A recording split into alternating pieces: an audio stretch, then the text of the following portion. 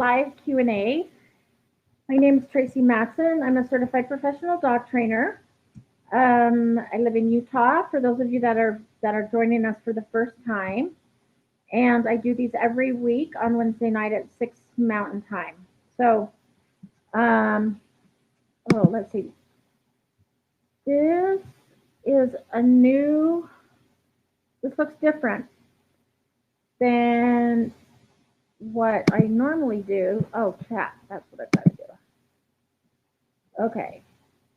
I always get stressed when something looks different. I'm like, oh no, I know how to do it one way. Kind of cool. I'm glad it's working. So they've changed what the settings look like. So for those of you that know me, know I am not a techie person. So I know what to do, and then if it doesn't work, I panic because then I don't know how. But I'm glad Nicole's here and said hello, so I know it's working. So I'm going to be writing down names, and then at the end, well, about 7, if we're still going, I will do a drawing, and we will um, give away a free bag of pup for training treats. I don't know about you guys, but I go through a ton of treats. I mean, I do this for a living, and that's pretty much all I use is are the pup for treats. Usually salmon and rabbit. I have found that dogs love, and since I work a lot with aggressive dogs, I like to use like high value. Not that the other ones aren't high value, but I just like the salmon ones smell more, and rabbit, you don't find rabbit treats very often. So hi Julie. So I do like to use the um, those. So I worked with a lady today who has a cute little, oh, what is it? She she is a little like miniature poodle, probably I think some kind of doodle, but super picky, mainly because her mom spoils her rotten, and she bought this whole pupper box of like one of the training packs, and first dog ever that turns her nose up to most of it. And so I'm like, I will trade you a training session for your bag of stuff because I use it every day. My dogs love everything in there. And I mean, this dog is teeny, like 10, not even 10 pounds. And she got like yak chews. And I thought, well, they're a little big for a little teeny dog like that. But hey, I was thrilled because my dogs loved it when I came home. Her dog wouldn't even eat the salmon jerky, which I've never had a dog not love the salmon jerky. So anyway, it was a win-win. So I gave her a free training session, and I got a whole box of treats and shoes and stuff for my dog. Um, okay, so we have our first question from Nicole.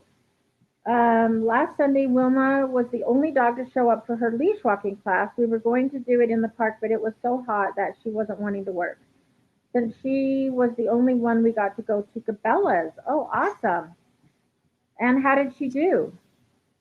Um, yes, my dogs love the salmon jerky as well. Well, I mean, my dogs will eat just about anything, but they love the salmon jerky. And yeah, I came home with another bag. So when I'm done with this, they're going to get salmon jerky. So how did Wilma do at Cabela's? Um, I I like to go. I have to be careful where I practice with Jade because I I am not a shopper, but I find that when we go in different stores to practice, I end up buying stuff. So we went into Famous Footwear, and I bought 2 pairs of shoes, and then we went into Maurice's, which is a clothing store. And you guys, I hate to buy clothes. I mean, I buy everything online, or my friend owns like a little boutique, so I buy clothes from her. Other than that, I do not shop. I mean, I wear basically a uniform every day with my logo, and so um, and I have church clothes for Sunday. And other than that, like I don't go anywhere, so I really have no need to buy clothes. But I've noticed that when I take Jade out to practice, I end up buying stuff. So I don't think I could practice in Cabela's because I would spend too much money. I love to camp and I love outdoors and hiking, and so I would buy a lot of outdoor stuff that I probably already have and don't need.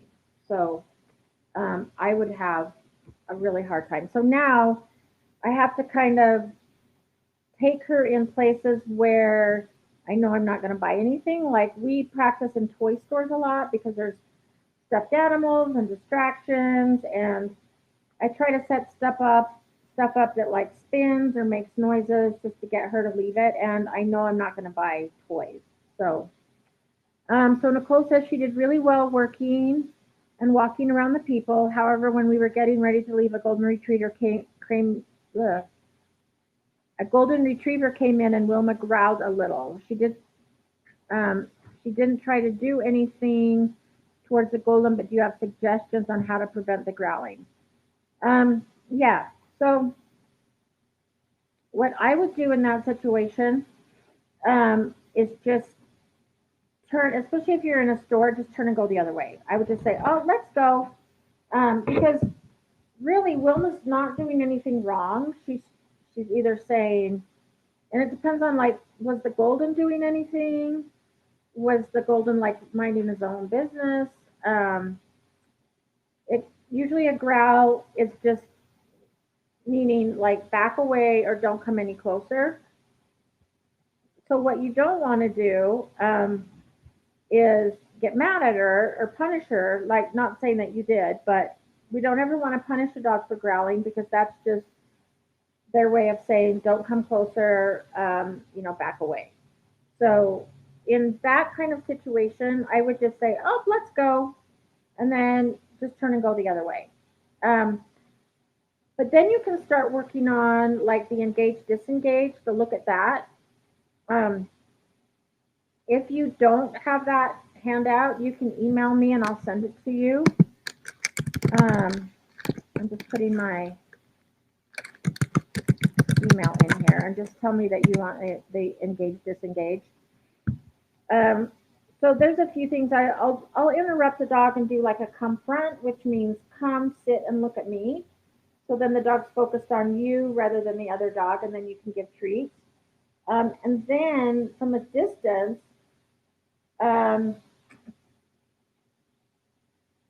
a distance, I would start doing the engage, disengage. So you could practice at like a Cabela's parking lot, Home Depot parking lot, Petco, PetSmart, a veterinary office. Um,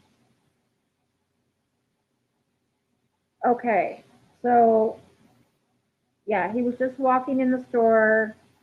Um, yeah, and if Wilma felt like you always want to look at like closed spaces. So if Wilma felt like she didn't have any place to go, sometimes that'll cause a dog to react. So, like, and as an example, I think last week I told you guys about my dog Daphne who went after a dog, and she's like never even growled at another dog. But as I was replaying this through my head, like, okay, what caused this? There was my cousin's dog, and then Daphne, and then the fence. So Daphne was kind of like tied in and at the corner, and then this dog comes running up behind her and kind of under her, and I think that she felt like trapped and no place to go, and she reacted, and I think the other dog kind of scared her. So you always want to be careful of close quarters, like if a dog's in a corner or in doorways. Sometimes dogs can become uncomfortable.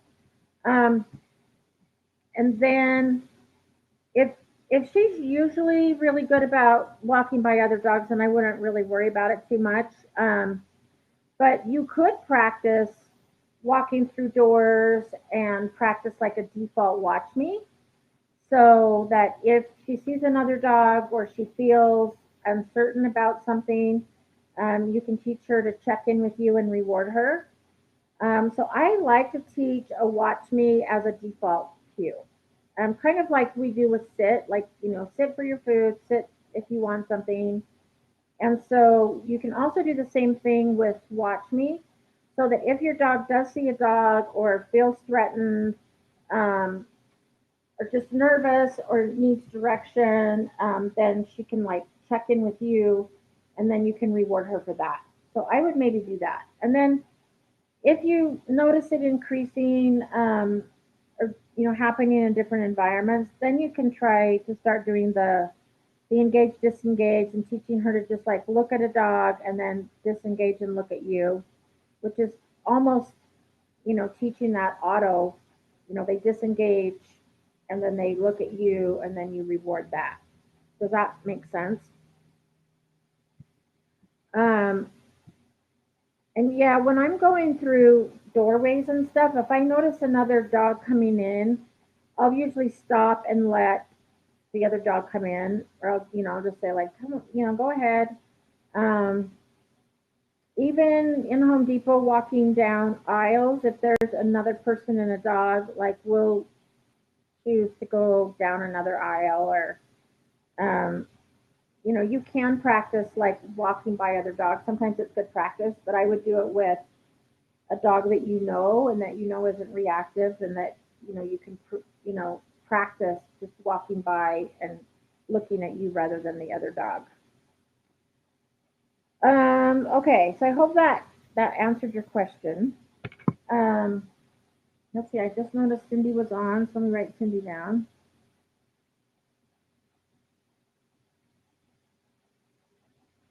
Okay, Ellie ended up getting her e-collar off the third time, and I'm gonna say it's an Elizabethan collar, like the cone of shame, not the electric collar.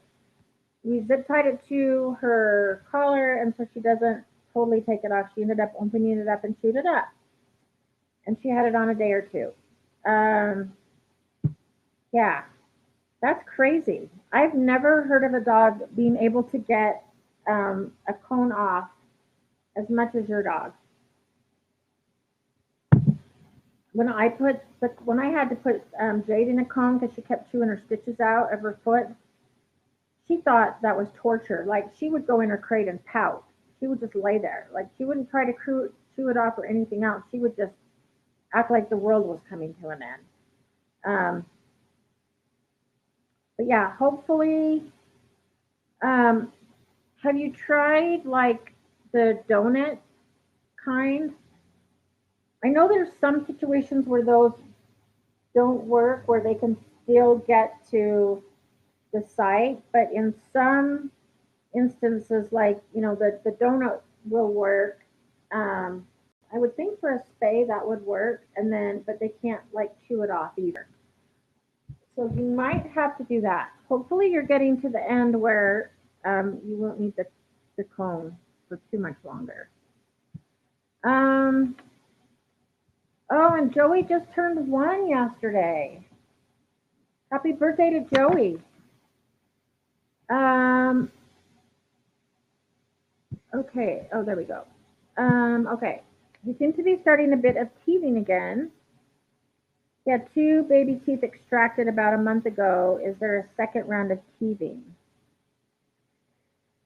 I'm honestly not sure, but if he's 1, he should have all of his adult teeth in by now. So that might be a question for your vet, because I'm not sure. I mean, okay, yeah, there can be teething, and especially if he just had some baby teeth extracted because they didn't fall out on their own. Um, he could definitely want to be chewing on something, but I would think that by now he should have all of his teeth gone. Some dogs always like to chew, and sometimes it's soothing. It's self-soothing for a dog to chew. So what I would do is, just when you do see him, like tearing at the edge of the rug or chewing on things, make sure he has other things to chew on. For for chewing, I actually like rope toys because they can really sink their teeth into them, or like a washcloth, or something like that that they can really, bite down on. Um, and make sure he has several of those things. But yeah, I guess if he's losing teeth late, he could still technically be teething. But other dogs just kind of like to chew, and some dogs will chew out of boredom too.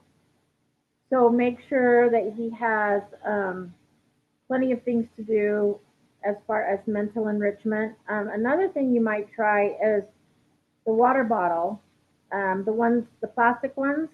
So dogs like to chew on that. They like the crunch, and then put some toys, not toys, or kibble in there and poke a few holes, and then let him chew on that and play with that to figure out how to get the treats out. So there you've got chewing and enrichment going on, and it'll tire him out and it'll keep him occupied. So you could try that as well. Speaking of puppies, I have a puppy board and train with me this week, and he's so cute. But right now he's being quiet. If he starts barking, I'll go grab him so you can see him. He's a little French bulldog. Um, Adorable, but my goodness, he has energy. Luckily, I have Jade, who's like the best babysitter ever when it comes to having puppies here. Okay, so Nicole, you have been working on the engage disengage at the park, um, even though she doesn't react. Perfect. Yeah, so you could do the same thing in stores and the same things like in doorways and stuff like that. Like do the same thing and teach her to disengage and look at you. Um, so Cindy still plays too rough with our Shih-Poo who is 6. He thinks his ears are stuffed animals. He's relentless. Yep, and then just place him in a crate for decompression. That's kind of what I have to do. They Jade and Maui play. They play really rough and they play like nonstop. And so neither one of them ever yelps or gets mad at the other one. But sometimes I do have to like give them a timeout just so like I can have a timeout because they do kind of go crazy. Um, and and probably Joey, if your daughter's dog isn't like yelping or growling or anything when he has the ears, he's probably not biting down too hard, but you never know. So it's probably good that you're doing a calm and that you're letting them decompress because that's how you keep them from going over threshold and then it turning into like a fight. We have him in daycare 1 time a week. He's high energy. Yep. And living in a townhome can be challenging. And I don't like dog parks either because mainly for that reason because I don't know if the other dog. I trust my dogs, but I don't trust other people and their dogs. I know of people who have taken their dogs to a dog park and their dog has no business being in a dog park. So um, they that's why I don't go. But and there's people that'll go and talk or be on their phone and they don't watch their dog and then they can't like interrupt before something bad happens. So yeah, I think you're smart to not do the dog park thing. And daycare is a great idea to help get some of that energy out.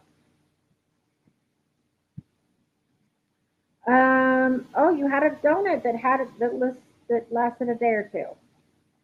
Yeah. How much longer do you have to have the cone for Ellie? Like, are you almost done, or do you still have a ways to go? This might be a long healing process for you if you can't keep a cone or a donut on. Like, what else have I heard of? I've heard of people using um, like they'll use boys' boxer shorts and stuff for male dogs, but I'm not sure if that would work for a female. I think she'd still be able to get to the stitches. Um, yeah, I'm not. I am not sure what else to tell you. I have done a t-shirt before, so like I've used a small t-shirt and then like tied a knot around the waist. You have to make sure it goes down far enough. Oh, another one that I know people have used before is a onesie, like a baby onesie, depending on how big Ellie is. So that way their legs go through it, but they can't lick or pull on stitches.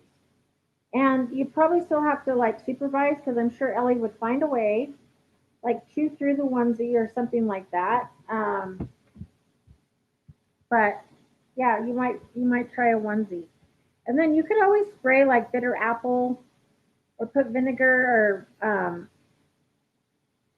something on the onesies just to keep her from chewing on it and trying to get through there. But yeah, I think that might work. Um, yeah, so I would do a washcloth, Cindy, or and wet it, and I've also heard of people freezing it. So um, then it stays wet and hard longer, but they can still like chew through it. Um, oh yeah, and he's even chewing on his toy box. Um, and the reason that he is going through his not listening stage is because now you have an adolescent teenager. I'm actually reading a really good book right now, and it's called Adolescent Dogs. And I would show you the cover, but it's out in my car.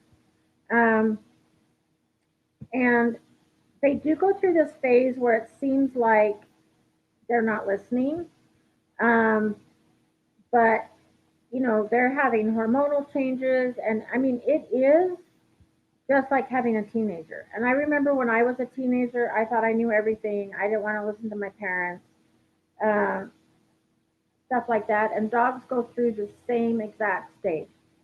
So you just have to be really consistent with boundaries, predictability, structure, and get them like through this teenage stage.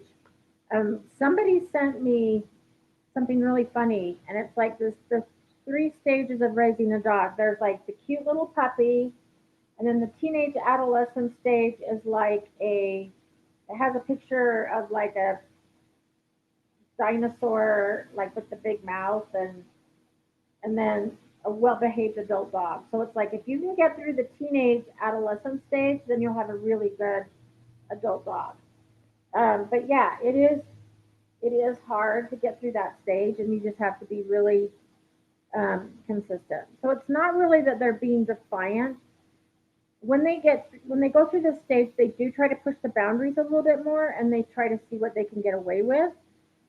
So that's when you just have to be really consistent with the expectations, things like that, to get through that stage.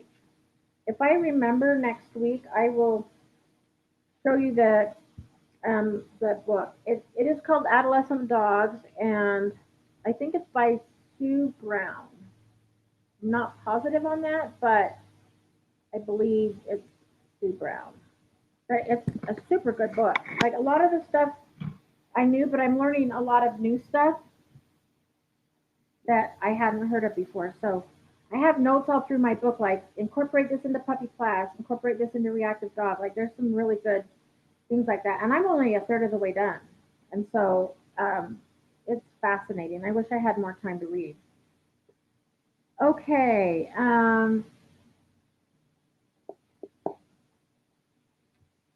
Yeah, so it sounds like um, Cindy, when he like turns around and wants to go a different way.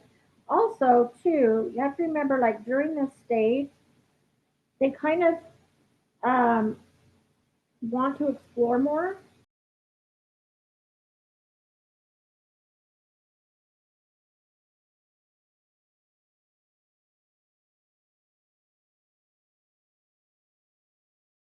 And so they get a little bit more like in the limits and exploring things and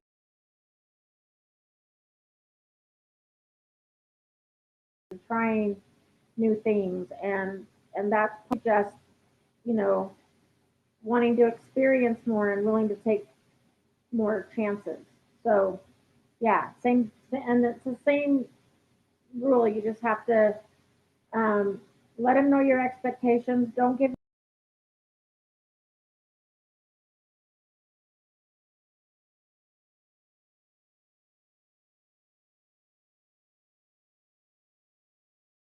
into them. I've had some clients be like, I just gave up. So, okay, let me write down a few more names. Hi, Destiny and Emily. Destiny, Emily.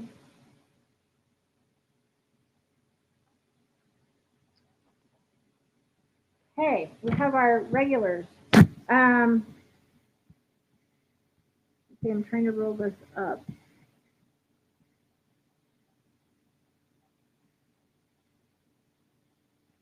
Yeah, and I wish I could do daycare with Jade because she's got so much energy. Um, but she plays so rough. I'm like worried she would if she went to daycare. I'm worried she'd like tear an ACL or something.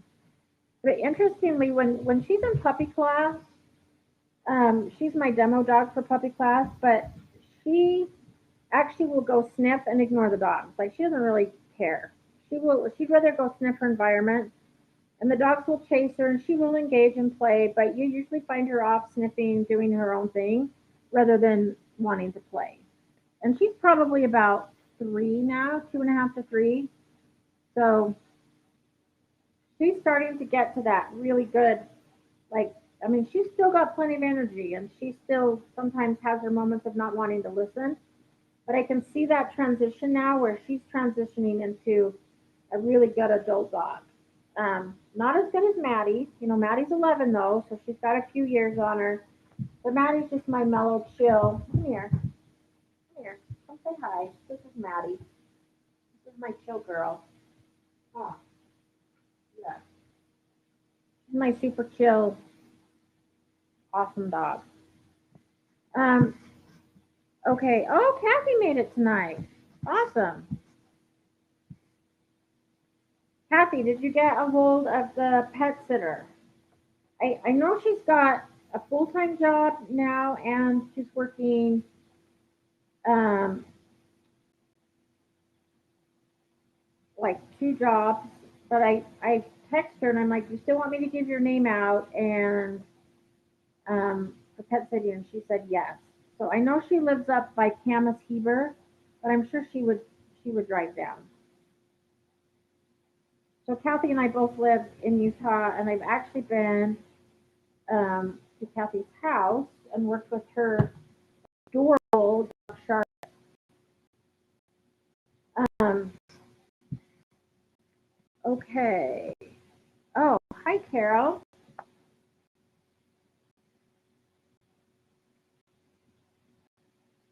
Let's see.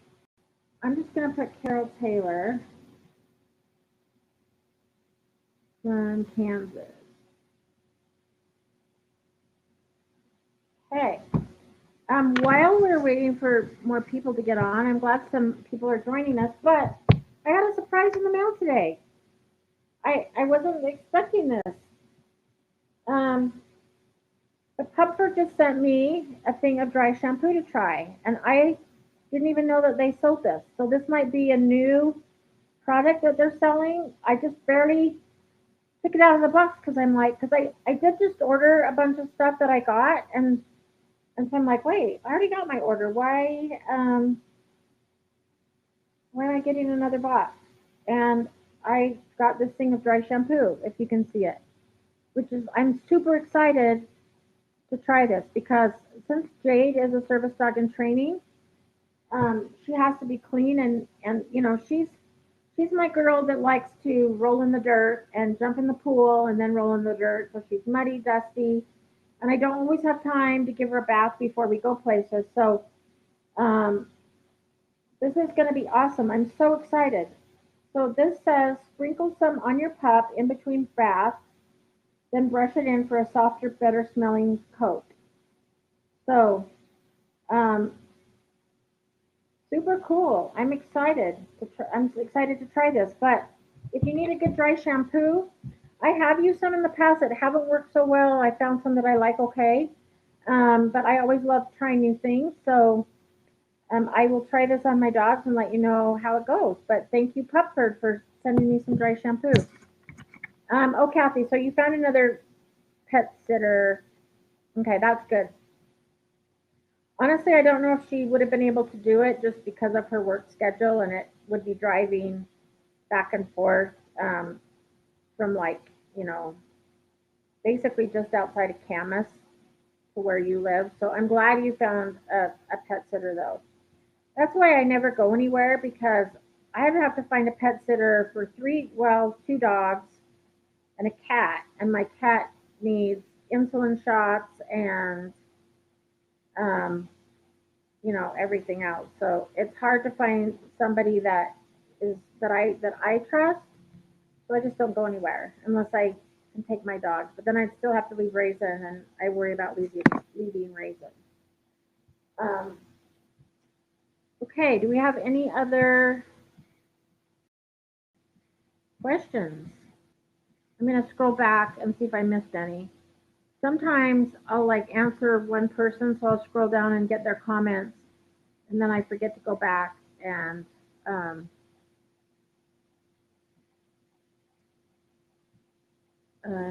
get them all. So I just want to make sure.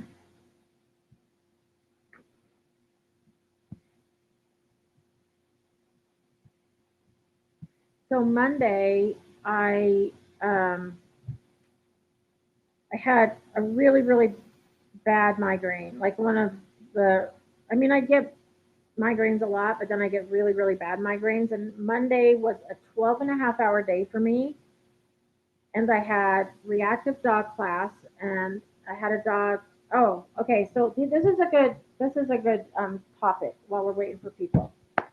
Um, So in my class, I always talk about, and you guys have heard me talk about it here on environmental management. Um, and that's always the one thing that we want to do, and safety. So in my reactive dog class, because these are all dogs that are aggressive and or reactive. In fact, today, I just got a text from one of my clients that is in my class, and she's like, "Do you have time for a phone call? My dog attacked another dog today." Well, anyway, the dog jumped out of a window in a car with the leash on and attacked another dog. So I'm like, it is time for a muzzle for your dog. So I feel really bad for these people, but um, anyway, in class, I have people double leash. So 2 points of contact, so that if one fails, you have a second. So that doesn't mean two leashes on one collar, because then if the collar breaks, you're screwed. So that means like two collars or a collar and a harness, and they can use one waist leash. So one leash can go around their waist, and then only have to hold one. Um, and some people were complaining, and they're like, "I'm going to trip over this, and I can't hold all these leashes." Well, Monday morning, one of the dogs slipped out of their collar. Like the dog backed out and it went over their head. And luckily, I had an assistant there that grabbed the dog, but then the lady also had the waist leash on. And I was not glad it happened, but I was able to. It's like one of those like "I told you so" moments where I said, "And this is why I have you guys double leash, and now I'm not gonna relax that." Usually after 3 or 4 weeks, once I'm comfortable with the dogs, I tell them that they can just use one leash. But in this particular class, it's not going to happen. And especially after Monday, where one dog slipped their collar, it's not going to happen. But um, that's why you always want to do safety first. And if you do have a reactive dog, um, make sure you check collars, make sure everything's fitting right. I did have, before I instituted that rule, I had a call or a leash break, and the dog got free. And luckily, he ran up to another dog and just sniffed, and everything was fine. Like there was no reaction, nothing happened. So it worked out okay. But that's when I realized, oh, okay, we need a backup. Like we need a plan B in case one fails. So Anyway, that was a really good kind of lesson. Okay, let's see. It says we had a new message, so let me go back down. Um, oh, Nicole, you know what? My dogs do the same thing. It's like as soon as you bathe them, they want to go roll in the dirt and get the cleanness off of them. And it's like, why do you do that? And then Jade likes to jump in her pool, and then she'll roll around on the grass and the dirt and get muddy.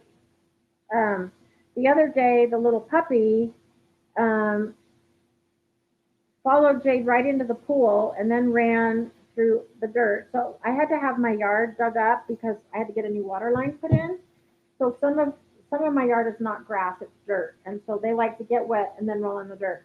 Then they came running through the house and I had muddy prints all over. I had to wash rugs. I had to well, I don't have carpet downstairs, but I did have to mop, had to wash rugs. It was um it was crazy. But yes, I'm excited to try this.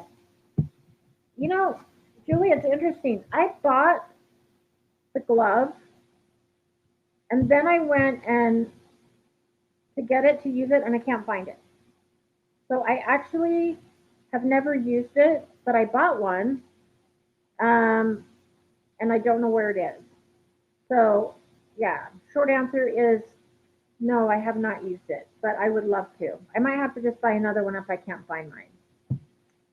Um, and my dogs have been digging lately, and I think it's because I don't know where it is where the rest of you are, except for Kathy. It is hot right now. Like I don't remember last summer being this hot. And we are in a drought. Tomorrow it's supposed to rain, and I pray it rains a lot. But I think the dogs are digging because dogs will dig to regulate their body temperature. So sometimes they'll dig in the winter to get warm, but then in the summer they dig to lay in the cool dirt. So I have seen my dogs do that, but yes, I have seen my dogs dig more in my yard this summer than ever before. And I don't know if it's just, I mean, it could be a boredom thing. They get exercise and snuffle mats and everything else. Or if they're just trying to cool off. They do have a swimming pool, but yeah, mine will do the same thing. Um,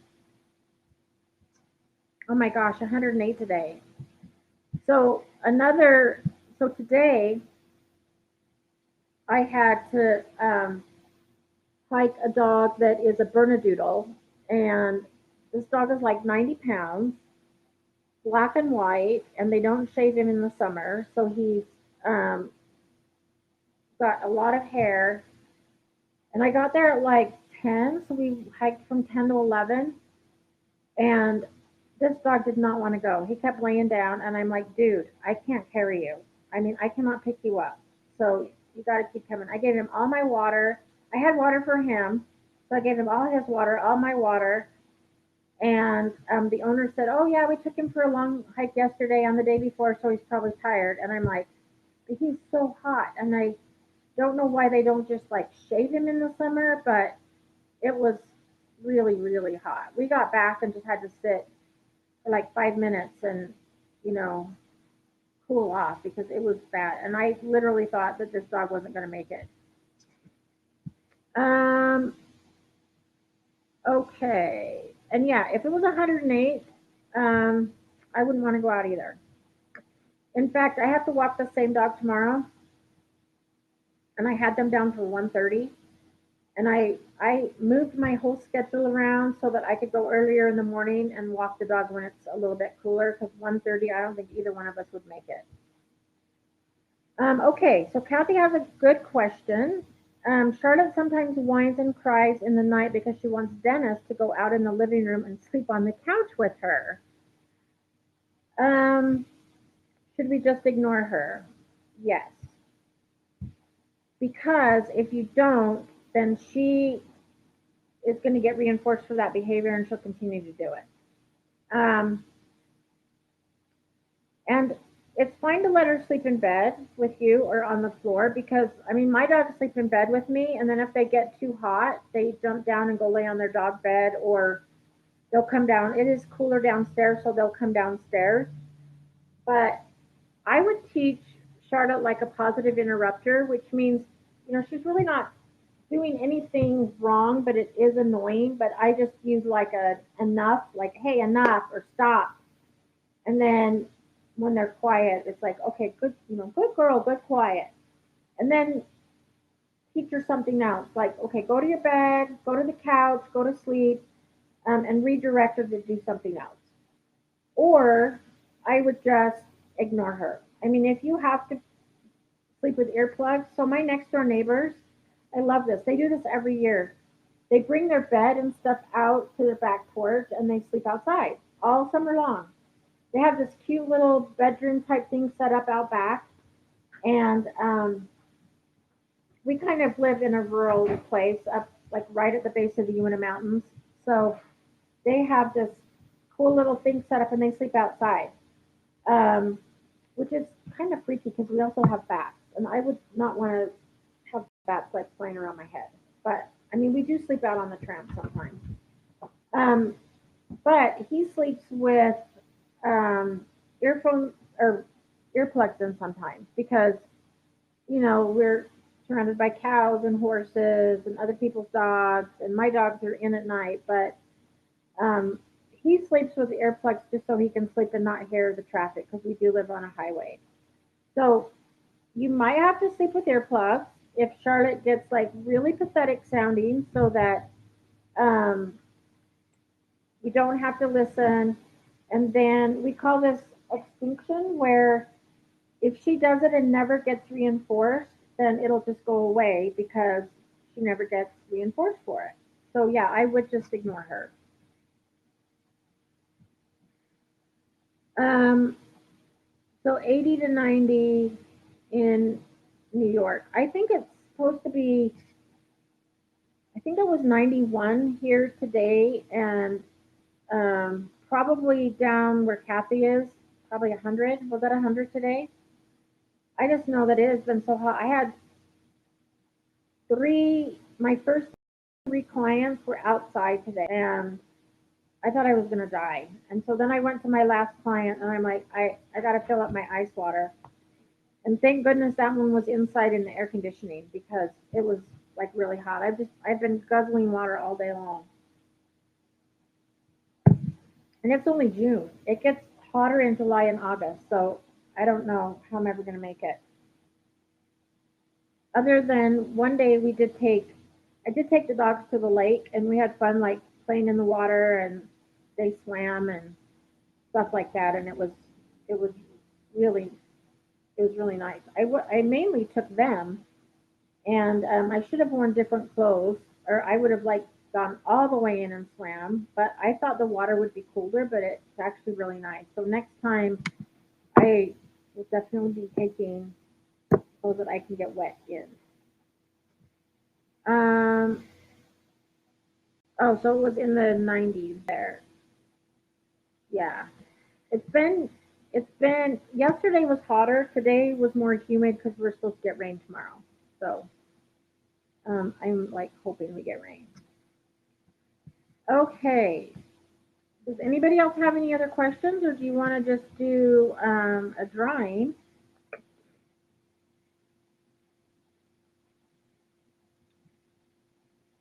Or let me know if I didn't um, answer your question. Oh, I was just going back um, and reading Cindy that says yes, and he knows it. So I always joke with Jade that it's like it's a good thing you're cute because you can be a handful. And whenever people see us in public, they're like, "Oh, she's so cute, she's adorable." I'm like, "Yep," and she knows it, and it's a good thing that she's cute. Because there are times when, I mean, even as a dog trainer, I go through the same thing you guys go through. I mean, I don't have a magic pill. I have to train just like the rest of you. The only difference is um, you know, I do this for a living, and so I'm used to being in training mode all the time. And sometimes I do just come home and I'm like, I'm done. I don't want to train anymore. So you guys just don't chew anything up, and I don't care what you do. So my dog Daphne, that's why she's not trained, because I like, you know, she's the one that doesn't like to ride in the car, um, and she doesn't like to be on leash, and so I will have to like pick her up and put her in the car, take her up and go hiking. But then I have to put her on a leash before we get back to the car, because if she sees the car, she will turn around and run the other way, back up the trail, and it's hard to catch her. She won't come if I call her. So yeah, and Jade does that too. She looks at me like, "What did I do? Like I'm so innocent." I know. I go through the same thing. Um, I do have a name for Jade, but I can't say it on, you know, a public forum like this. I won't. Um, oh, so he likes his canned food on a paper plate. Yeah, and I don't think I could even feed my dog. I feed my dog. I feed Jaden a snuffle mat actually, because she needs that extra enrichment, and she eats her food too fast, and then she'll go and try to take Daphne's food. So I actually feed Jade in a snuffle mat. Um, I should feed Maddie in a slow feed because she eats fast as well because she's always hungry. Um, but yeah, I don't think I could do the paper plate thing with canned food because they would chew it up. But Julie, you can post pictures. You can send me pictures. I was gonna say post them on the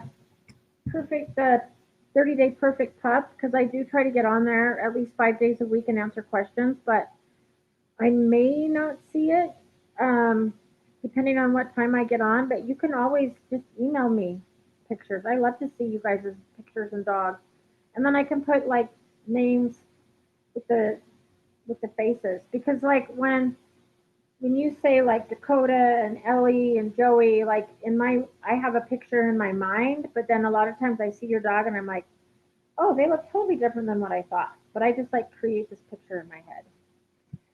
Um, okay, let's see. Oh, you put it. That's a good idea. So Julie puts um, put the ball in the middle of the dog food bowl so they don't eat too fast. That's a really good idea. Okay, well, it doesn't look like we have any new questions. Um, so I'll go ahead and do a drawing. And then if anybody else jumps on and wants to ask questions, they can. If not, we'll just call it a week, and then I will see everybody next week at the same time. Hopefully it'll cool down. Okay, so I'm gonna put these in a bowl. I have not even started on my thing that I was gonna do. One of these days I'm gonna start. So I've been teaching Jade how to pick stuff up, and she'll pick it up and then run off and want to chew it. But I'm gonna teach Jade how to pick a name out of a bowl, so that she's the one that gets to pick the name instead of me.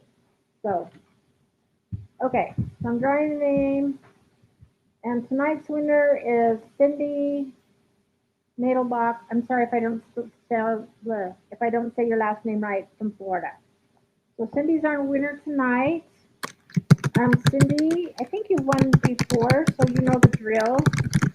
Um, you can email hello@pupper.com and let them know what kind of training treats you want, and they will send them to you, um, whichever flavor you want. Oh, you've never won. Awesome. Then I'm glad you won. Congratulations. Um, yeah, I mean, I do it fair. Like I do draw names, but I like it when different people win because I like everybody to be able to try the treats. So um, yeah. So Cindy, you email them. I just put it in the chat. Let's see if it's yeah. It's the hello@pupford.com. So you can email them and just say, and I will email them as well and tell them that you're the winner, and just say I won the drawing from the live Q&A, and I would like the salmon treats or rabbit or whatever. Okay, I'll type it in again. So it's hello@pupford.com. Okay, so I just did it below your name again. Um, so let them know what kind of training treats you want. If there's a flavor that you haven't tried, then go ahead and try it. So did you see that, Cindy? Did you get it? So it's just hello@pupford.com, and I will email them as well.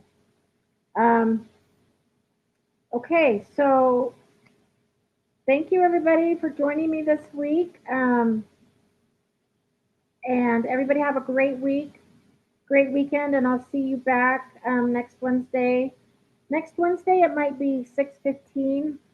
I'll put a message in Wednesday morning, but I may be a few minutes late next week. But I will jump on as soon as I can. So if you don't see me right at 6, don't panic. I will be on soon. So thanks everybody. Have a great week, and we'll see you next week.